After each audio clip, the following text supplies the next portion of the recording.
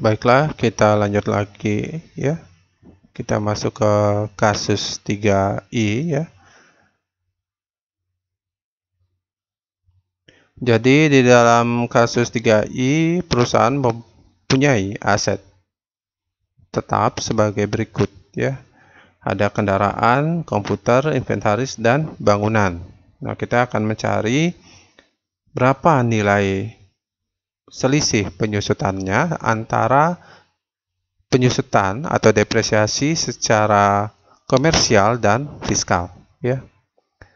Apabila depresiasi komersialnya lebih besar ya akumulasinya daripada akumulasi dari depresiasi fiskalnya, dia akan masuk ke dalam koreksi positif.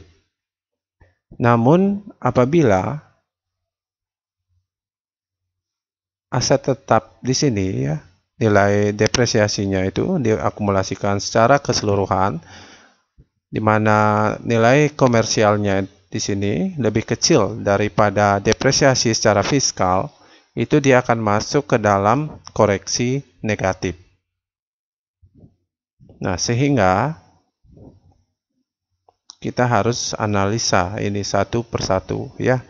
Kendaraannya berapa, komputernya berapa, inventarisnya berapa, dan bangunannya berapa. Untuk tabel penyusutan bisa dilihat di sheet berikutnya ya. Nah, di sini sudah Bapak siapkan ya. Nah, di sini untuk tabel ini adalah tabel tarif penyusutan secara fiskal ya. Ada secara garis lurus disingkat menjadi GL ya. SM ini saldo menurun. Namun yang kita gunakan adalah GL-nya ya. Garis lurusnya. Kemudian nah, kita coba analisa ya. Pertama kita inputkan ya harga perolehannya ya. Jadi harga perolehan dari masing-masing aset tetap ini berapa ya. Contohnya seperti kendaraan, seperti di kasusnya kita bisa lihat harga perolehannya itu adalah sebesar 2.400.000.000. Kemudian komputer ya. Nah, di sini ada komputer dibeli tanggal 6 Maret 2016 harga 1.500.000.000 ya. Nah, di sini dengan taksir umur ekonomis 5 tahun. Nah, sekarang kita inputkan data harga perolehannya berapa di komputer, yaitu sebesar 1.500.000.000. Selanjutnya ada inventaris ya. Di sini inventaris nilai perolehannya itu adalah sebesar 1.200.000.000. Selanjutnya ada bangunan ya. Bangunan di sini termasuk tipe permanen ya. Itu nilai perolehannya ya, sebesar 8.600.000.000. Kemudian berdasarkan kebijakan manajemen perusahaan, aset tetap yang lain ditaksir mempunyai nilai residu 10% dari harga perolehan. Sehingga kita bisa analisa di sini 10% dari harga perolehannya berapa ya. Jadi rumusnya itu adalah sama dengan 10% ya dikali dengan 2.400.000.000 ya. Tekan enter. Hasilnya 240.000.000 untuk kendaraan. Selanjutnya untuk komputernya nilai residunya 10% dikali dengan 1.500.000.000. Hasilnya 150.000.000. Kemudian selanjutnya untuk inventaris nilai residunya yaitu sebesar 10% dikali harga perolehan sebesar 1.200.000.000. Itu hasilnya 120.000.000. Selanjutnya untuk bangunan di sini nilainya 10% dikali harga perolehannya ya. Nah, ini Bapak ulangi ya, 10% dikali 8.600 juta. Itu hasilnya sebesar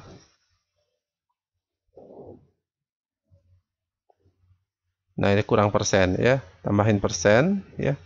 10% dikali harga perolehan 8.600 juta, itu hasilnya 860 juta.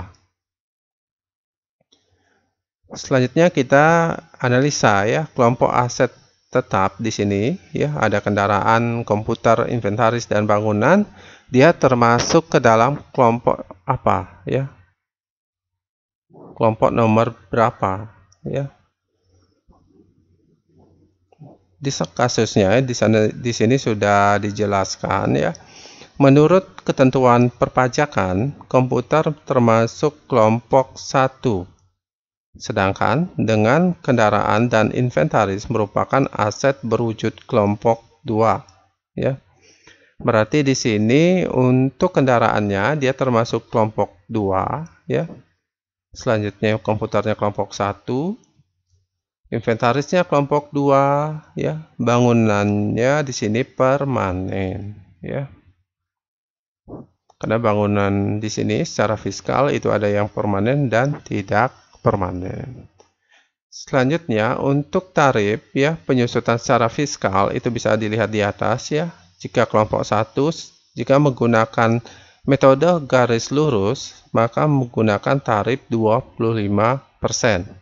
Sedangkan jika kelompok 2 jika menggunakan metode garis lurus itu menggunakan tarif 12,5%. Sehingga di sini ya tarif penyusutannya itu untuk kendaraan karena dia masuk ke dalam kelompok 2 maka dia tarifnya 12,5% ya. Komputer kelompok 1 kita lihat di atas nilainya tarifnya 25%. Kemudian inventaris nilainya kelompok 2 12,5%. Bangunannya kita lihat sebesar 5% ya. Selanjutnya kita tentukan ya. Nah, di sini Bapak kasih prepense.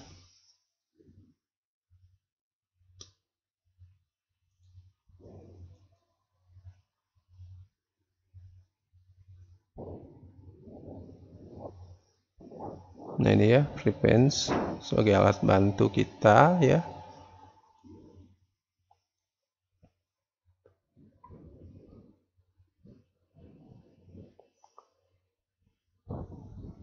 Nah, untuk kendaraan, kendaraan di sini ya, umur ekonomisnya yaitu dengan taksiran 10 tahun ya.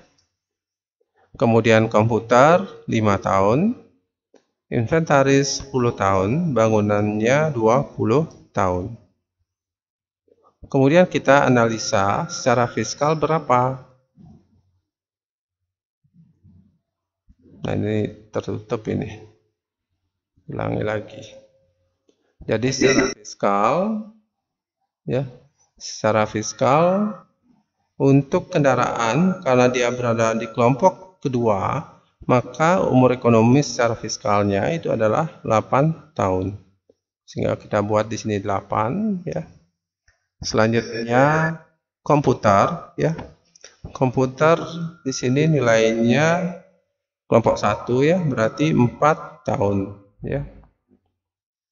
Kemudian inventaris kelompok 2 8 tahun. Sedangkan bangunan karena dia permanen maka 20 tahun. Nah, langkah berikutnya kita mencari penyusutannya atau depresiasinya. Jadi depresiasi di sini kita cari secara komersial, itu rumusnya nilai perolehan ya. Contohnya seperti kendaraan di sini nilai perolehannya berapa? 2.400.000.000 ya.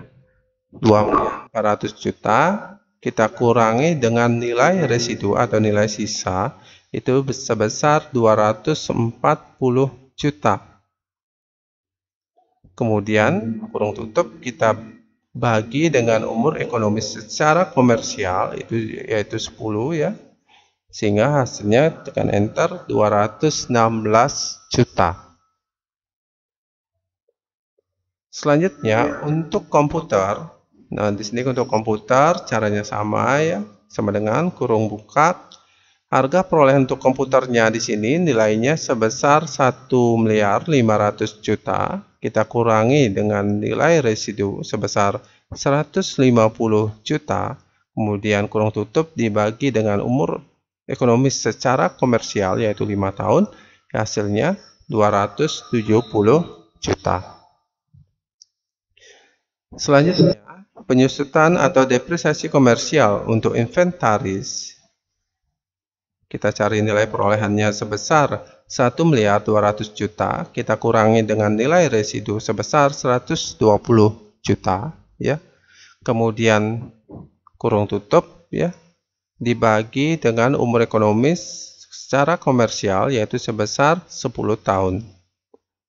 Selanjutnya untuk bangunan, nilai perolehannya yaitu sebesar 8.600.000.000, kita kurang dengan nilai residu sebesar 860 juta, kemudian kita bagi dengan umur ekonomis ya secara komersial ya sebesar selama 20 tahun ini ya, dibagi 20 jadinya ya, sehingga jadinya itu adalah sebesar 387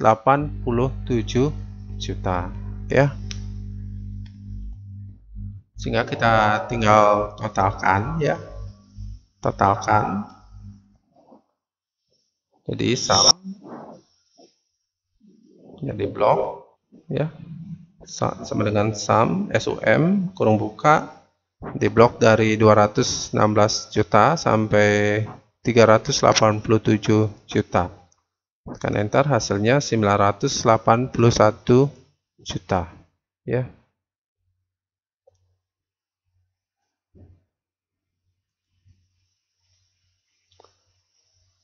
Dan untuk selanjutnya ada penyusutan secara fiskal ya. Jadi untuk penyusutan secara fiskal kita akan bahas untuk sesi berikutnya. Terima kasih.